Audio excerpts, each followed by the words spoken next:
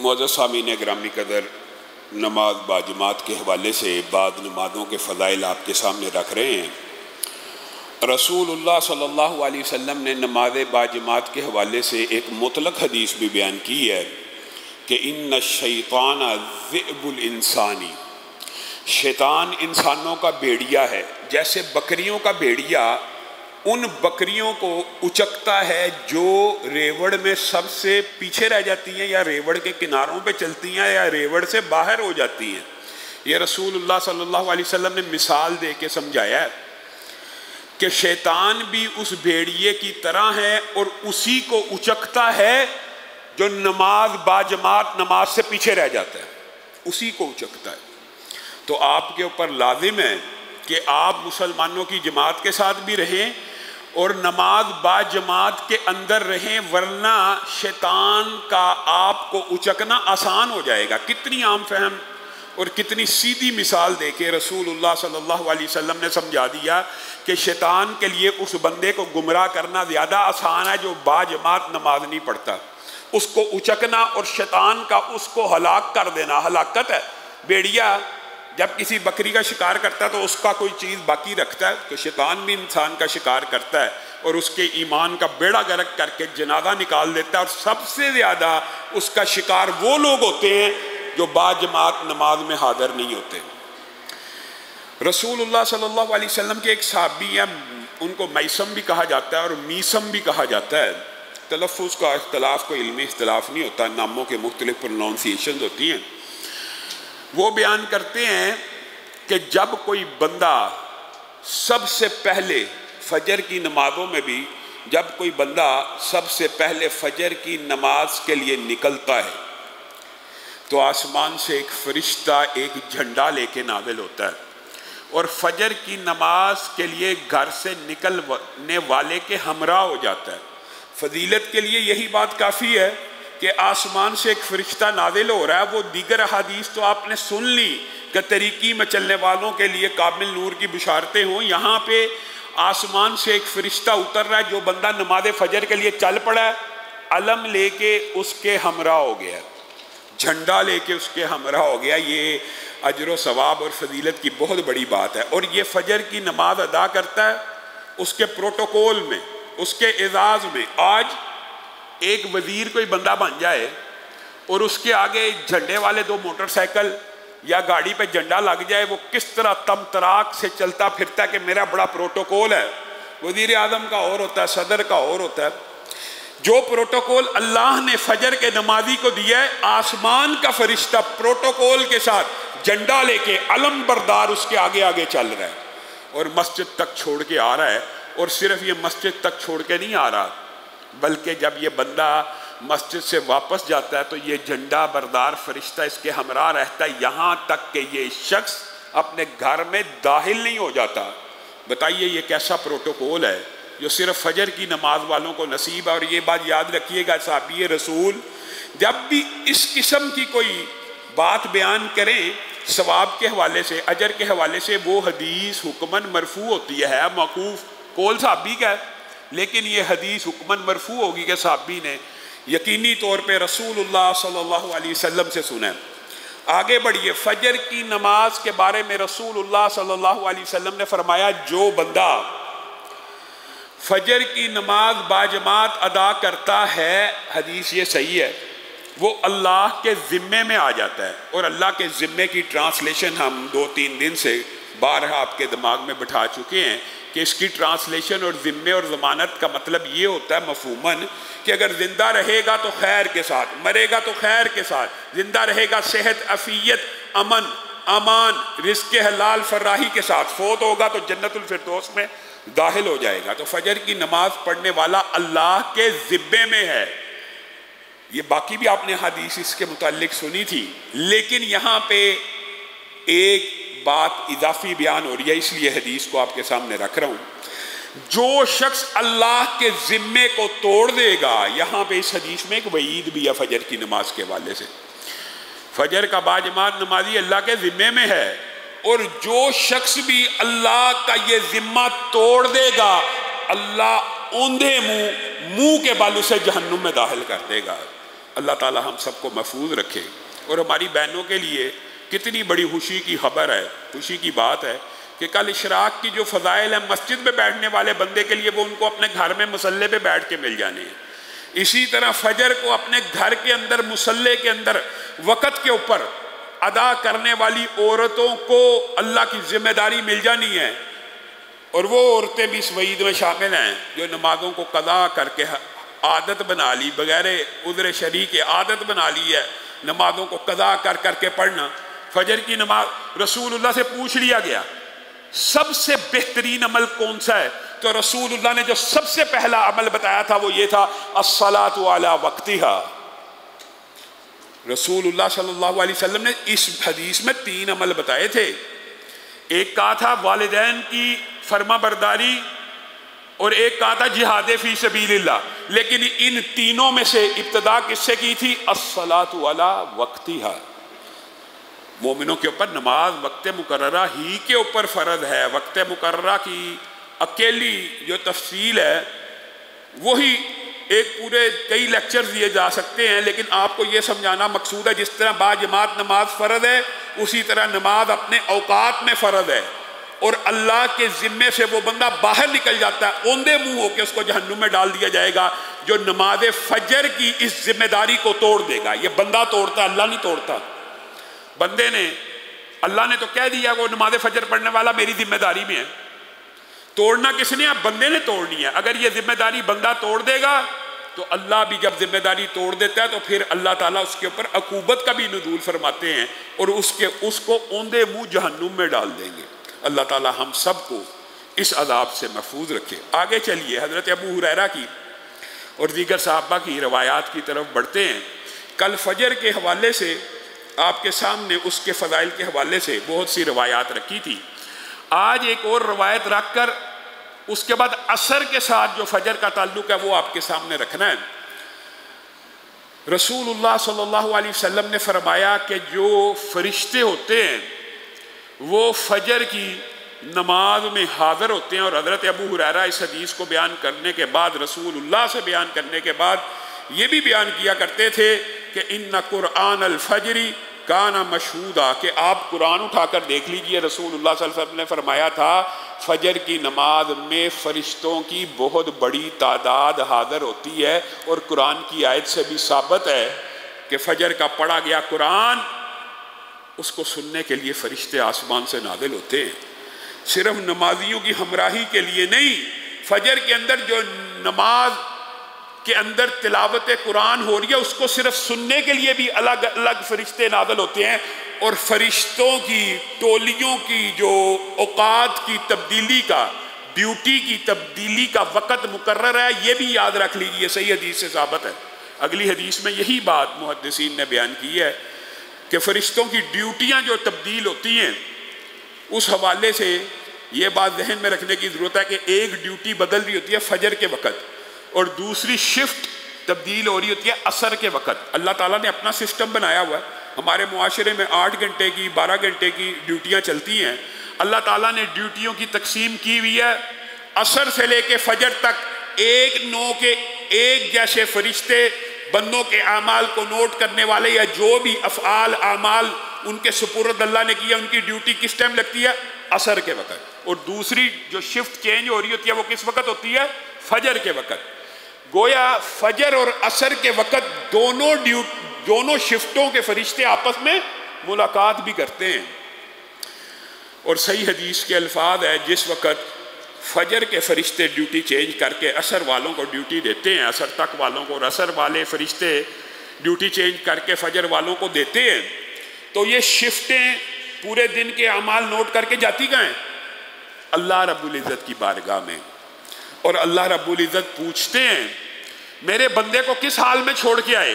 اب 2 شفٹیں ہیں اور دونوں شفٹوں والے گواہی یہ دیتے ہیں اے اللہ جو نئے آنے والے ہیں وہ تو ابھی آئے ہیں، جو عصر کی ڈیوٹی دے کے چلے گئے ہیں، وہ اللہ ان سے پوچھ رہا ہے کس حالت میں ہے؟ کہا بندہ عصر کی نماز میں کھڑا تھا۔ اور جو شام والے ہیں جب صبح فجر تک ڈیوٹی دے کے واپس اللہ کی بارگاہ میں لوٹتے ہیں، اللہ پوچھتا ہے کس حالت میں آئے ہو؟ کہا بندہ فجر کی نماز میں کھڑا تھا۔ ایک عصر کی نماز کی شفٹ کی گواہی ایک فجر کی نماز کی شفٹ کی گواہی صرف گواہی نہیں دیتے بلکہ حدیث میں الفاظ ہیں، پھر اللہ کو کہتے ہیں اللہ جب گئے تھے عصر پڑھ رہا تھا، جب آئے تھے فجر پڑھ رہا تھا، اللہ اب آپ کو چاہیے. دیکھیں فرشتے اللہ کو ہی کہہ رہے ہیں اور اللہ ہی کے حکم سے بول رہے ہیں اور اللہ ہی سے دعا مانگ رہے ہیں، اے اللہ اب ان کو قیامت کے دن معاف کر دینا، اے اللہ اب ان کو قیامت کے دن معاف کر دینا. دونوں شفتیں ہر فجر اور عصر کے وقت اللہ کی بارگاہ میں بندہ مومن کے لیے جو نماز باجماعت پڑھ رہا ہے اس کے لیے اللہ کے سامنے یہ دعائیں رکھ رہی ہیں، ہر روز رکھ رہی ہیں، ہر روز 2 ٹائم کی. اللہ یہ بندہ عصر کی نماز میں بھی حاضر تھا، اے اللہ یہ فجر کی نماز میں بھی حاضر تھا، اللہ تعالیٰ اس کے گناہوں کو قیامت کے دن معاف کرنا، اس کے گناہوں کو قیامت کے دن معاف کرنا. یہاں محدثین نے فجر اور عصر کے حوالے سے ابواب باندھے. رسول اللہ صلی اللہ علیہ وسلم نے بھی جب یہ حدیث بیان کی جو آپ نے سنی ہوئی ہے تو اس کے ساتھ ایک لفظ بولا تھا. رسول اللہ صلی اللہ علیہ وسلم ایک رات بیٹھے ہوئے، 14ویں کا چاند تھا، رسول اللہ اور آپ کے صحابہ اس چاند کو غور سے دیکھ رہے تھے. تو رسول اللہ صلی اللہ علیہ وسلم نے فرمایا ایک وقت آئے گا کہ تم سب قیامت کے دن جب سارے جنتی جنت میں چلے جائیں گے اور جہنمی جہنم میں چلے جائیں گے، نعمتیں تمام ہو جائیں گی، تو اس وقت اللہ رب العزت اپنے چہرے سے حجابوں کو اٹھا لے گا اور جنتی اپنے رب کا ایسے دیدار کریں گے جیسے تم آج 14ویں کے چاند کا کر رہے ہو. یہ حدیث تو معروف ہے، آپ سب نے سنی ہوئی ہے کہ بندہ مومن اپنے رب کا ایسے دیدار کرے گا جیسے 14ویں کے چاند کا کر رہا ہوگا. لیکن رسول اللہ کا جو اگلا جملہ ہے وہ صحیح طور پہ ابلاغ نہیں ہو سکا معاشرے میں. تو تم فجر کی اور عصر کی نماز کے اوپر مداومت اختیار کرنا، تم ان نمازوں کو مت چھوڑنا.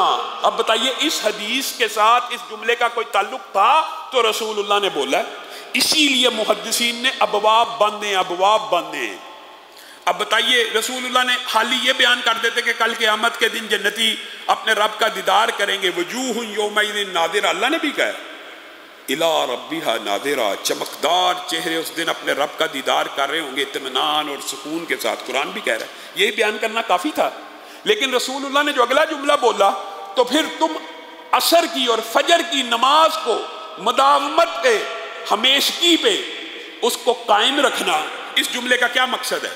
محدثین نے اس کے اوپر ایک باب باندھا اور انہوں نے اس بات کی یہ توجیہ بیان کی کہ بنیادی طور کے اوپر عام جنتیوں کو جن کو اللہ تعالیٰ معاف کر کے خطاؤں سے پردہ پوشی فرما کے ان کے گناہوں کو معاف کر کے کسی بھی طرح جنت میں داخل کر دے گا بالآخر. اللہ کی رحمت تو ہے، رحمت کا انکار تو نہیں ہے، رحمت کا مہینہ بھی ہے، مغفرت ہے، اللہ تعالیٰ معاف بھی کرے گا. اللہ تعالیٰ بے شمار گناہوں کو معاف کر کے جنت میں داخل ہو. بے شک جنت میں انسان رحمت سے ہی داخل ہوگا. تو عام جنتیوں کے لیے جو سلاٹ ہے وہ ہر جو عام جنتی ہوگا اس کے لیے رب کا دیدار کس دن ہوا کرے گا؟ جمعے کے روز. اس دن یعنی ہر عام جنتی کے لیے رب کے دیدار کا جو وقت مقرر ہے وہ جمعے کا، کہ ایک ہفتے کے بعد ہر جنتی کو اللہ رب العزت اپنا دیدار کرائیں گے. اور یہ وہ نعمت ہوگی کہ جو جدت کی ہر نعمت کو ہیج کر کے رکھ دے گی. وَفِي ذَلِكَ فَلْيَتَنَافَسِ الْمُتَنَافِسُونَ، اور یہی وہ نعمت ہے کہ جس کے پیچھے بھاگنا چاہیے. لیکن فجر اور عصر کے پختہ نمازیوں کے لیے یہ خوشخبری ہے اور یہ مطابقت اور مماثلت ہے کہ ان کو ہر روز اللہ فجر اور عصر کے وقت اپنا دیدار کروائے گا.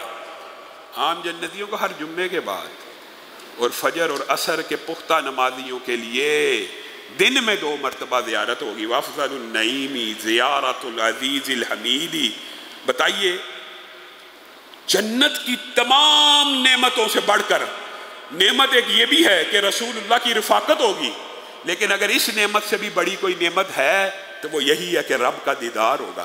اور جس بندے کو ایک دن میں 2 دفعہ ہو رہا ہے وہ کتنی عظیم نعمت ہے. اور وہ نعمت کیسے حاصل ہونی ہے؟ اس دنیا سے فجر اور عصر کی نماز کے اوپر مداومت کر کے. اسی لیے رسول اللہ صلی اللہ علیہ وسلم نے فرما دیا، اور یاد رکھیے یہ جو احادیث ہوتی ہیں آپ نے سنی عشاء اور فجر کے بارے میں احادیث منافقوں کے اوپر بھاری ہے، یہ مشکل ہے اور ان کا یہ اجر و ثواب ہے، اور اگر ثواب پتہ چل جائے تو گھٹنوں کے بل کرالنگ کرتے ہوئے آئیں. کیوں ہیں؟ اللہ خالق ہے، اللہ کو پتہ بندے کے لیے مشکل نمازیں کون سی ہیں.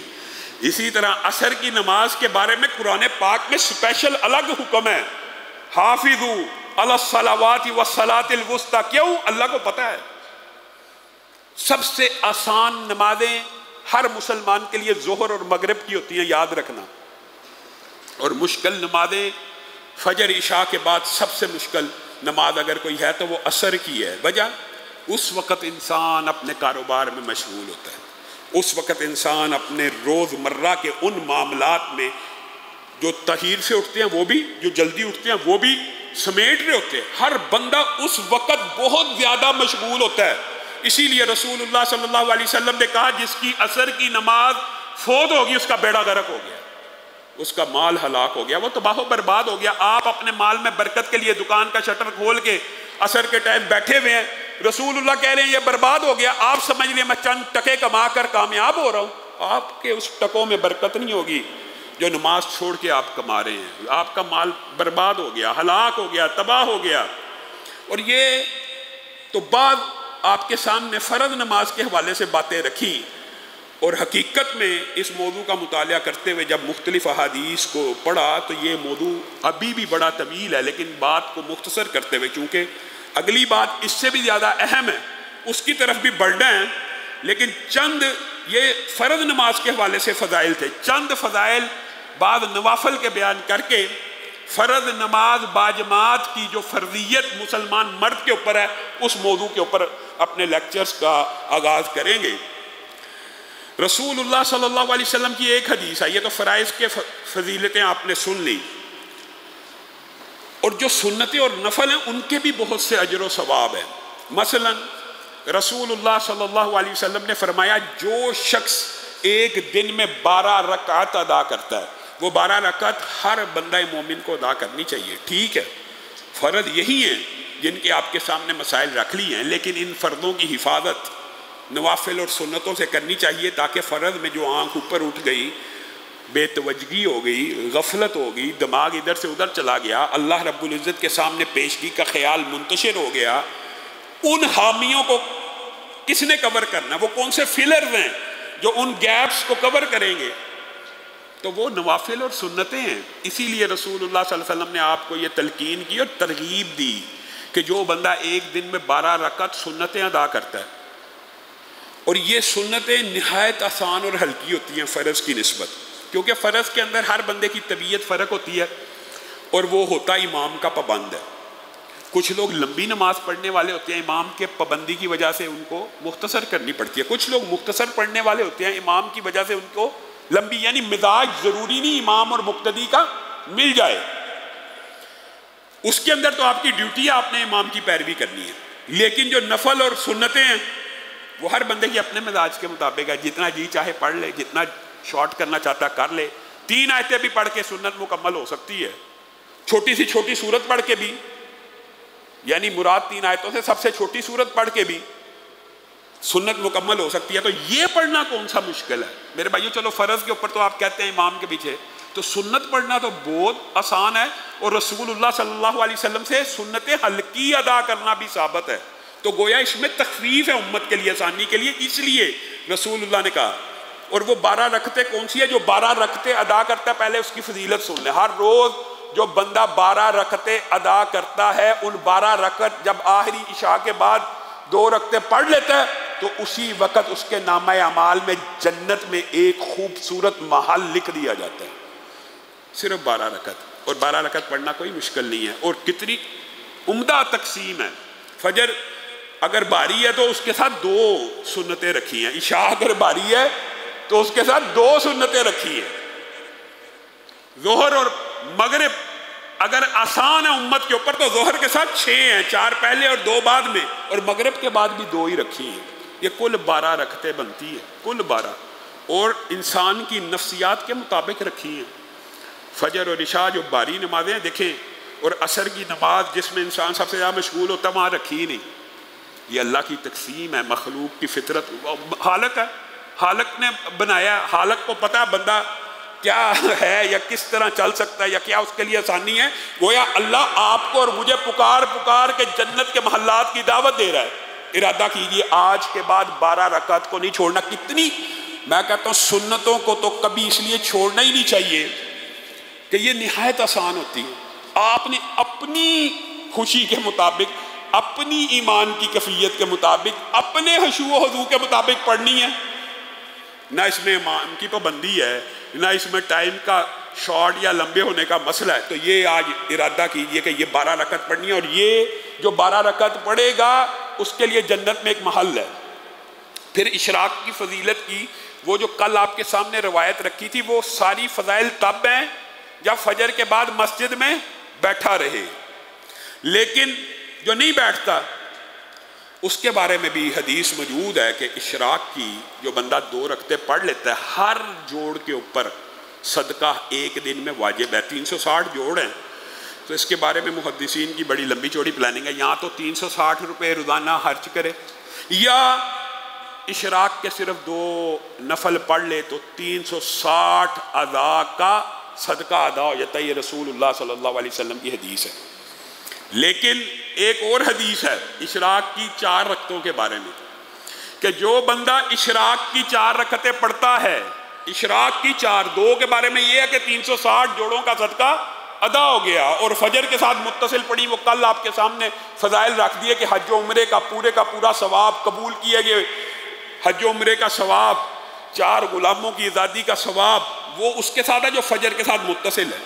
جو حالی اٹھ کے 4 پڑھ لیتا ہے اشراق کی، تو رسول اللہ صلی اللہ علیہ وسلم نے فرمایا اس کے لیے بھی صرف 4، پہلے 12 رکعات کا اور یہاں پہ 4 رکعات کا ذکر ہے اشراق کے، کہ جو اشراق کی 4 رکعتیں پڑھتا ہے اللہ تعالیٰ اس کے لیے بھی جنت الفردوس میں ایک محل تیار کر لیتے ہیں۔ مجھے ایک بات بتائیے گا، ایمانداری سے سوچئے، اللہ تعالیٰ ہم سب کو توفیق دے، ہمارے مختلف اعمال کی وجہ سے جنت میں محلات بن رہے ہیں۔ 10 دفعہ قل ہو اللہ پڑھی جنت میں محل بن گیا، 12 رکعتیں پڑھی جنت میں محل بن گیا۔